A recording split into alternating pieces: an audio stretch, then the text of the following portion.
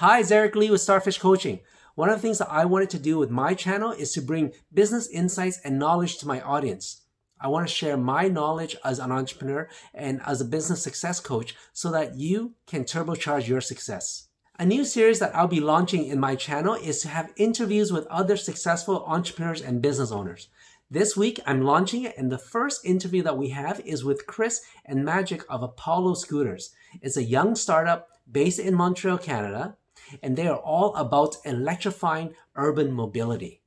In this conversation, they share with me the secrets of building their team culture and also learnings that they had as a startup and many other interesting tidbits that you don't want to miss. So this is the interview with Chris and Magic of Apollo Scooters.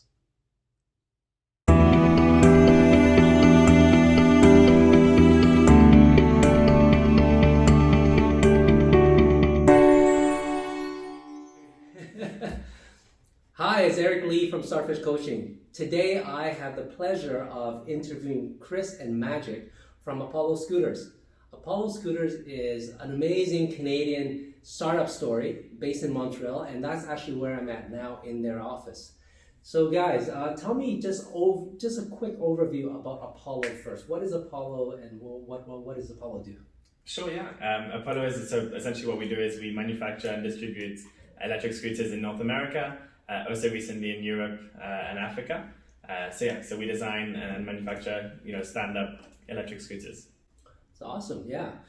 So for me, I'm always interested in business, entrepreneurs, success stories, that kind of stuff. So I want to share, in this video, I want to share a bit more about that later on. But before we get into that, tell me who you guys are. How do you meet as partners, co-founders? Give me a bit of that. Our stories are pretty similar. We both went to the same university. We ended up going on to work at L'Oreal following graduation. So we worked in product marketing for 1.5 to 2 years. And simultaneously, we were actually roommates. So I mean it when our stories are copy and paste.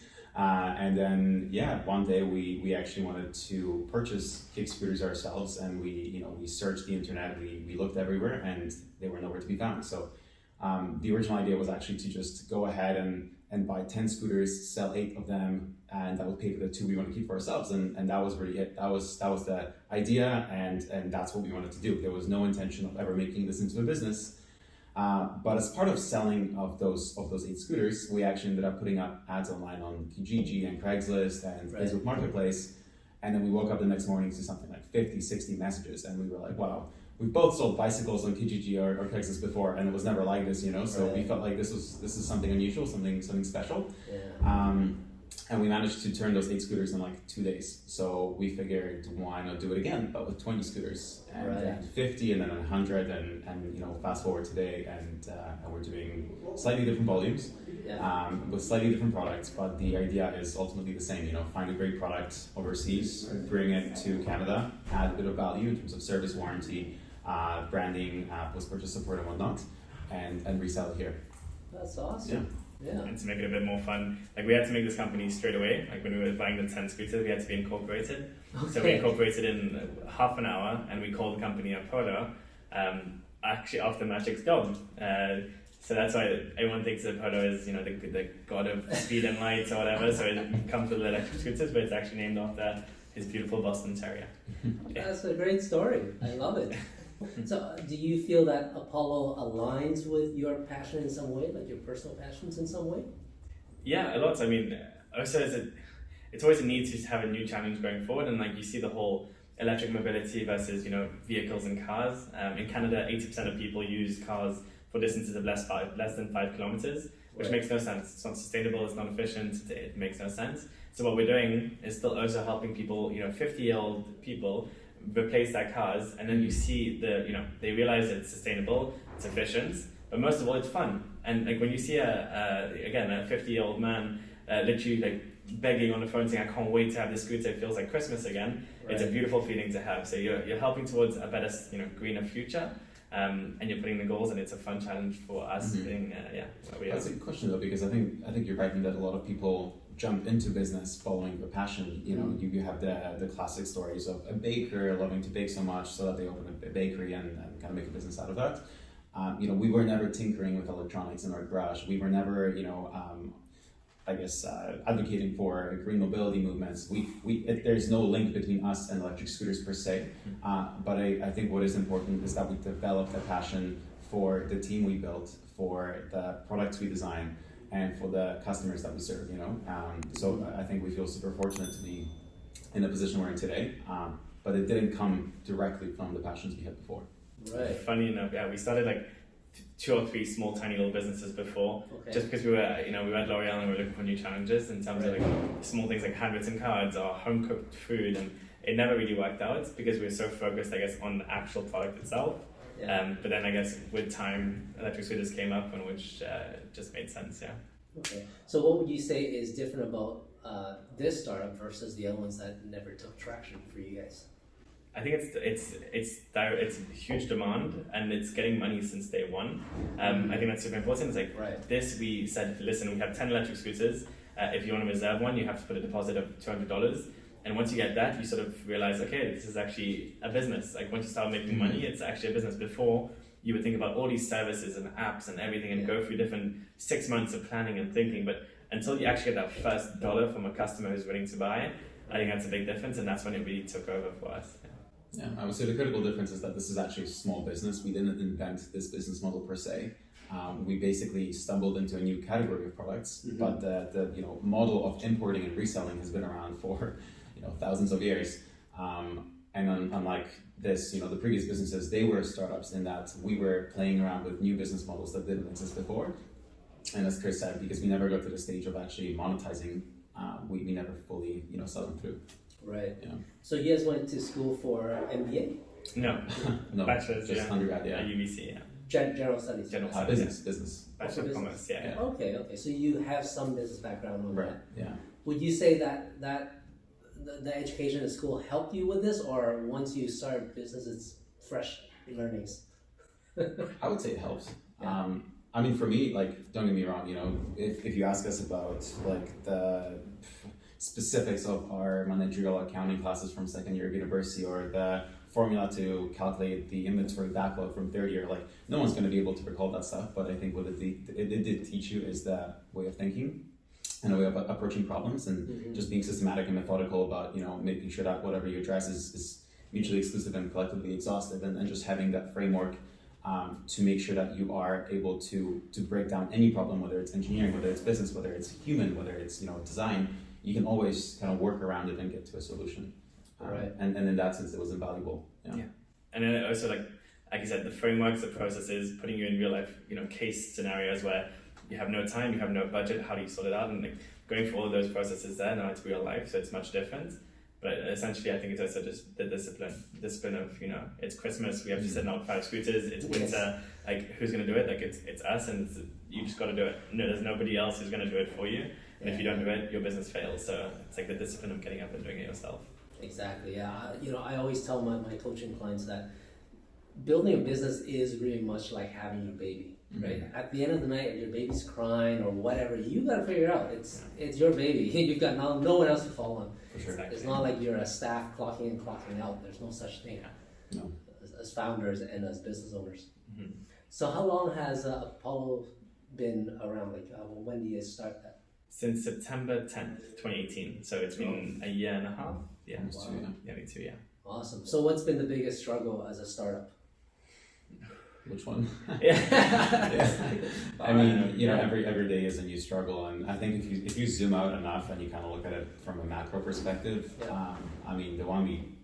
the one that's both the most easily addressable and yet the most persistent is inventory. We just can't seem to have enough inventory ever, and that kind of trickles down into a number of other issues, because when we now do get a batch of inventory, everything's pre-sold, which means we have to flip 350 scooters in a day or 2, which means that we need to hire people for those 2 days, which means then we pass it off to UPS, who obviously can't pick up 350 scooters in a day. So that in itself is an easily addressable problem, because we can just throw enough money at it, get enough inventory, and kind of move on. But it takes a bit of time to get to that point. I would say the other issue is that there's a certain degree of I guess I don't want to say originality, but sorry, let me back up. this is a brand new industry, right? This industry didn't really exist 5 years ago, and therefore the percentage of users that are scooting right now are extremely early adopters. And so we're in a position to basically define what those future products will look like, and define how those products will be used. Will they sit in your trunk so that you can drive in to the city and then get around on your scooter, come back to your car, go home? Do you replace cars altogether? Are they public and shareable? There's all these configurations that we're toying with right now, and we feel the responsibility to essentially define the perfect formula for what a scooter should be, how should it be used, how much should it cost, and how should it perform. And that's been a big struggle for us, just making sure that we don't project our own vision of what that should be, and give enough weight to what the consumers tell us it should be. That's been on my end. Yeah, and I would say another thing is, at the end of the day, what you're doing is not rocket science. I think anybody can buy a scooter straight from AliExpress or eBay. It's like, how do you always create value for the customer and always make sure that what you're selling is the highest quality possible, whether it's the quality of the scooter, the quality of the customer service, the warranty, the support. Everything has to be amazing from step 1 to step 2. And anybody can, with bigger pockets and more financial investment, can come and do exactly the same business we're doing tomorrow. So it's always keeping on your toes and making sure that you don't get comfortable, that every single customer is treated like royalty, because again, nobody forgets how you make them feel. So it really is important for that 2 year to really make them feel and share and refer to friends. And to always really remember that, again, this is, don't take it for granted, don't get comfortable, always give that best experience possible. Yeah.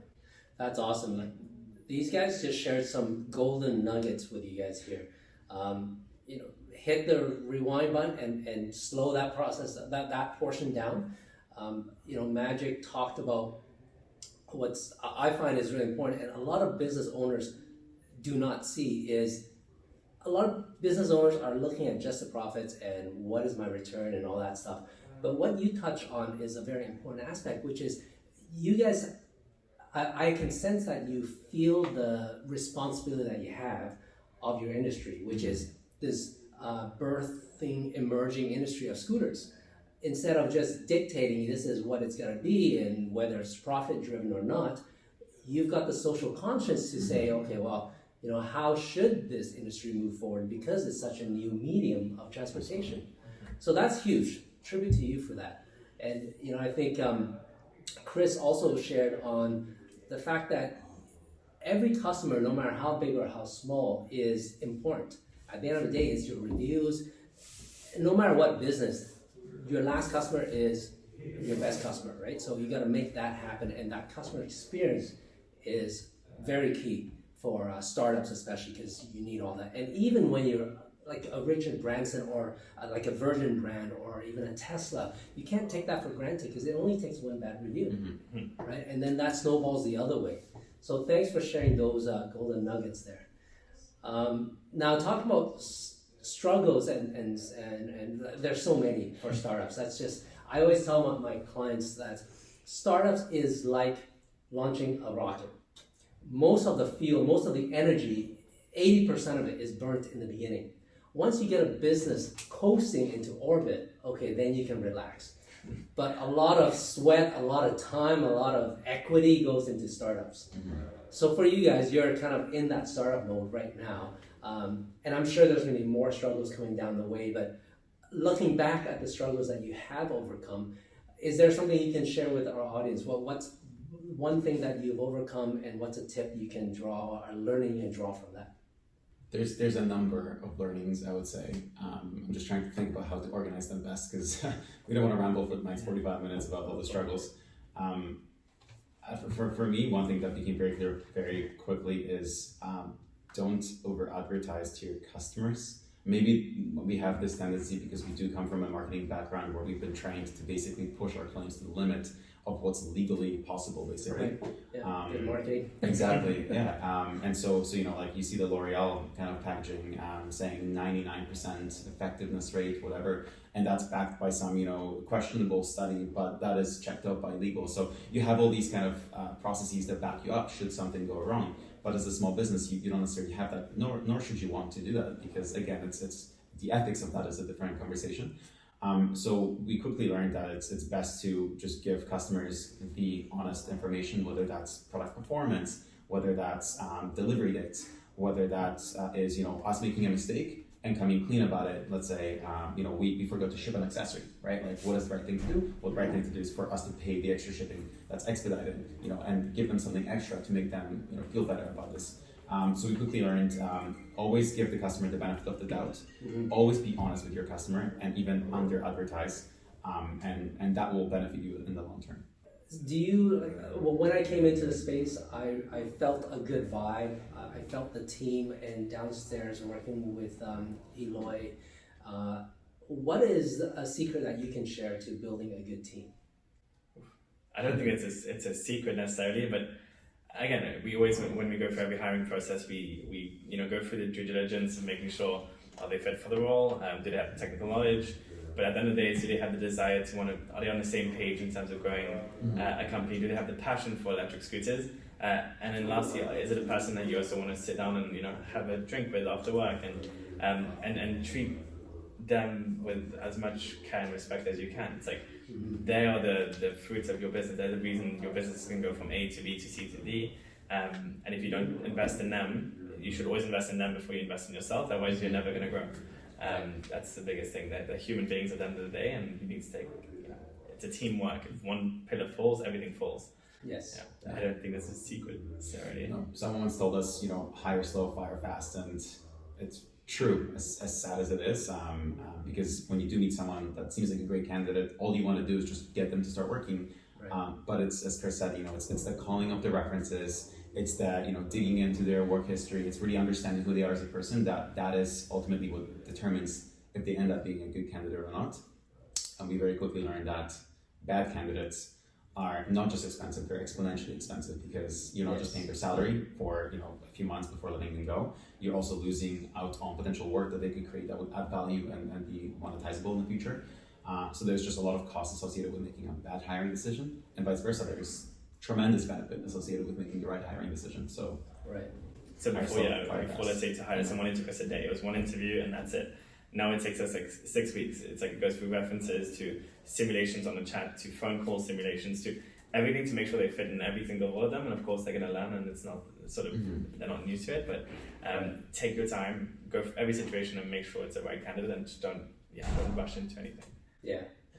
What you guys touch on is so important, and I would say that you're very mature for a startup to understand that, because a lot of startups they just don't have the hiring experience, and they learn as they go, and maybe by the 5th or 6th or 7th employee, then they start to get the notion of that. But yeah, having a good team is so important. Someone has shared something with me before, which makes a lot of sense. If you want to move fast, you move on your own. If you want to go far, you go with a team. Sure. And that's really the difference, right? Like, you guys are it seems like you have big vision for Apollo, so you're gonna need to go far. So investing that time to build that culture, that team, is super important. For sure. And then one of the things that you touched on, I think is super important, is regardless of the size of who you are, what you do, everything's going to change. The real world's going to change, business is going to change, customers going to change. It's how quickly you can pivot. And I think that's one of our strengths of the company is if something goes wrong, boom, pivot quickly, change it. Don't sit there and change it. Like, if your shipping software is not working properly, change it, find a more efficient way. And it's always about, you're always going to get problems. It's about how do you adapt to those problems and do it as quick as possible, and just not get comfortable. Otherwise, you're never going to succeed. Yeah. That's awesome. Okay. So as entrepreneurs and business owners, is there one tip that you can share with our audience, whether it be for a startup or just as business in general? I would say make sure you always cover your butt. Like, there's so many things that can go wrong, and this year has taught us more than anything else that as much as you can have your forecasts, your visions, your missions, your goals, your plans, COVID can happen and everything gets thrown out the window, right? So what do you do when you have over $1 million in inventory waiting to be shipped, and you don't know if it's even going to be sellable in a month because people are losing jobs faster than ever before, the economy's crumbling, and you're in debt, and you have payroll to make. Right. So basically make sure you always have some sort of a way to pull the plug even at the last minute and recover as much of your investment as possible. It's not to say don't be optimistic, don't believe in yourself, but it's also just make sure that there's always a way out. That's both in terms of the investments you make, the people you hire, in terms of the claims you put out, the marketing you do. Just make sure everything to some extent is covered, protected, and maybe even reversible. Yeah. Right. Did you guys have to do that for COVID? We kind of got the good side of COVID, which we only realized recently. But people don't really want to take public transit anymore, so they turn to scooters as an alternative mode of transportation. Yeah. But back in May, we didn't really know that was going to be the case because again, at first it looked like our factories were going to fall and all of China wasn't shut down, so we were not going to be able to get any inventory. And then it kind of hit North America, and we said, wow, well, no one's going to be shopping for anything anytime soon. So then all of a sudden we have all this inventory, but no one to sell it to. Right. And it wasn't until that blew over and people actually started to realize, hey, this is bad, but not as bad as we thought. Like, this is not as bad as the 2008 crisis, financially at least. So they were able to kind of start purchasing, and we got through it. Perfect. Yeah. Awesome. So just to end off, is there any future plans, vision of Apollo that you want to share with our audience? Yeah, sure. I mean, so when we started the business, the first 6 months, it was really to distribute existing known brands of high quality to sort of get customers and see their thoughts of it.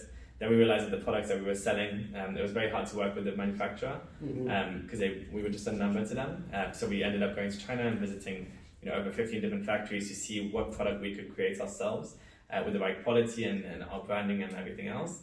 So that's the phase we're at today. So you see our 5 scooters are all under the Polo line. But the next one is really creating our own scooter. So we're actually designing and manufacturing a scooter from scratch, completely our design, called the Phantom, and that'll be launched this September. And that's really the direction we're going towards in the future. It's really to become more innovators and creators of new products. Now that we've worked with different products, we have so much customer feedback in terms of what works, what doesn't work, what they're looking for. It's really how do we create and sort of stand out and be innovators in this space, because it's such a new industry. Electric scooters have just started and there's so much potential and room to grow. And I believe we're in one of the best places in terms of distributors today to get the customer insights and really apply it and execute it to a product. That's amazing. So have you always had that plan from day one, or it kind of just iterated and became that? So sorry, I mean, the answer is actually no. What I meant is really, our plans evolve very fast, and we don't really rely on historical performance to predict the future, because when you've only been around for 2 years, it's kind of hard to judge, what happened in the past. So what we say is, we have this ambition of basically making scooters the next bicycle. We truly believe in scooters as a mode of transportation that's so powerful, so practical, that it can ultimately become one of the main modes of transportation all around the world. And how do we get there is ultimately, like I said, by innovating and creating products that more specifically address the needs of local customers in Canada and in the US, and then being able to tweak them and really make the perfect scooter for someone in the Netherlands. Because guess what? Scooters in the Netherlands have very different requirements than scooters for someone who lives in Texas, Right. So that's really the next step, making those scooters that are perfect for every little region in the world, and being able to meet the demand that we know will be there. Yeah, no, it's a great story, and the reason I ask is it's very similar to Tesla's plan, right? If you guys study Tesla and Elon Musk, first they started with the Lotus, and then they started creating their own through the Model S, and then Elon's got huge ambitions, but it's great that it worked out that way. Awesome. So I totally appreciate your time. I know you guys are super busy, and just to share your kind of success stories and learnings, especially for startups, it's so important to just look back at your learnings and gather knowledge from that. So thanks for sharing that with our audience. Chris and Magic from Apollo Scooters, you can feel their passion about what they're doing, and I can totally see a huge vision for you guys. So all the best, success for that, and I'd love to kind of track you guys and follow up with you guys eventually in maybe like 2 or 3 years and see where Apollo's going. Yeah, Thank you so much. And hopefully we'll be in Vancouver so we can see you. Yes, Yeah. do come by. I'd love to say hi to you guys. Yeah. Absolutely. So if you guys like this video, please make sure you subscribe for more of this. I'll be doing more features on different companies to share tidbits, success tips, all of that stuff, so that we can all share the knowledge of business. Thank you. Amazing. Thank you.